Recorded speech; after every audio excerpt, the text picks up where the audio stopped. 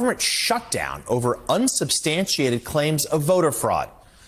The former president said late last week that Republicans in Congress should shut down the government if Democrats don't agree to legislation barring non-citizens from voting, which we note again, that's already illegal. Trump continues to claim without evidence that many non-citizens voted in the past presidential election.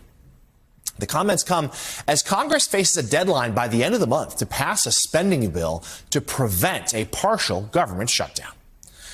Joining us now, congressional investigations reporter for The Washington Post, Jackie Alemany. She is also an MSNBC contributor. Jackie, good to see you. So let's talk about this idea of a government shutdown. First of all, Trump's claims, they're nonsensical. There are already laws in place to prevent non-citizens from voting. How are Republicans reacting to his demand? Yeah, John, you already have Speaker Mike Johnson pandering to former President Donald Trump as we get close to Election Day, trying to attach what Democrats are calling this poison pill, the SAVE Act, to any sort of continuing resolution that needs to be agreed upon by the end of the month, or else we could have a potential government shutdown. That being said, the politics around the SAVE Act, even though voting as a non-citizen is already illegal in the U.S. And this is sort of a fear tactic, as Democrats are calling it, to try to scaremonger ahead of the November election. There were 5 Democrats that voted for this in July. But the bigger problem for Republicans here is that Mike Johnson doesn't have the 218 votes that he needs from Republicans to get through any sort of continuing resolution, at least in this moment. There's still, as we've talked about really for the last 2 years, of this Congress, there's still not enough Republicans who want to vote for any funding at all, even though it's just bootstrapping the government until really next March, when Republicans are hoping that Donald Trump will already be in the White House. So beyond Trump's threats, there are others on the far right in the GOP who are also potentially pushing for a shutdown. I mean, that just seems like terrible politics. Just 2 months ahead of an election year, Republicans likely would take the blame for a shutdown. What are the chances this could happen? How nervous are some in the GOP that it could?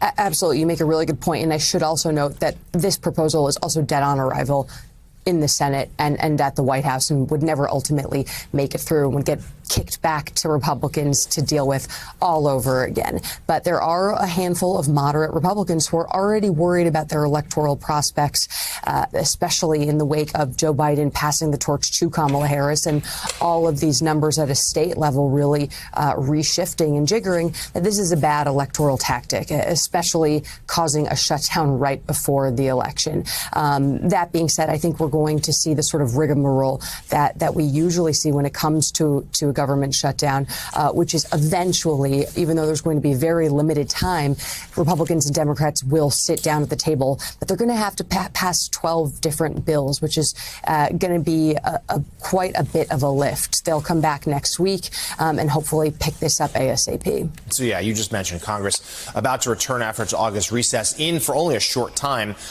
before heading out onto the campaign trail. What else has to get done here? Oh, there's quite a number of things. I mean, it was sort of starting already to feel like a lame duck session, but there's actually some big ticket items that need to be done other than funding government. There's the Workforce Innovation and Opportunity Reauthorization Act. So for the first time since 2014, this massive package that already made it through the House and now needs to get kicked back from the Senate to actually vote on with the final package. We're told that the Senate is expected to have a markup of that final package around the rules that dictate the way workers are treated in the workplace. That is going to be expected at some point in November. That's something that I think Republicans and Democrats realize is a priority to at least get done before November. And Jackie, let's turn to November and indeed the battle for both the House and Senate. What's the latest that party insiders are telling you as to where they think this will go? Who will have control of those two chambers? Well, it's really interesting because when everyone left for the summer, as you know, as we repeatedly discussed, people were in a state of panic over Joe Biden. It was after his disastrous debate performance, and the numbers and the polling that people were seeing, the downstream effects of Biden's impact on members at the bottom of the ticket were not good. That has completely changed. We're going now into a Congress where Democrats are seeing a renewed source of hope and energy to potentially recapture the Democratic majority in the House and maybe maintain that majority in the Senate. That being said, there are a number of tight races that we're watching closely from Montana, especially in the Senate. As we've repeatedly discussed, this very tight margin in the House. Republicans have a 5-seat majority. There are a number of people who are running for re-election in these swingy, moderate districts who do still maintain a lead. But Democrats are planning on now running with Kamala at the top of the ticket and are feeling much more positive about their prospects. Yeah, certainly odds are both houses decided by razor-thin margins.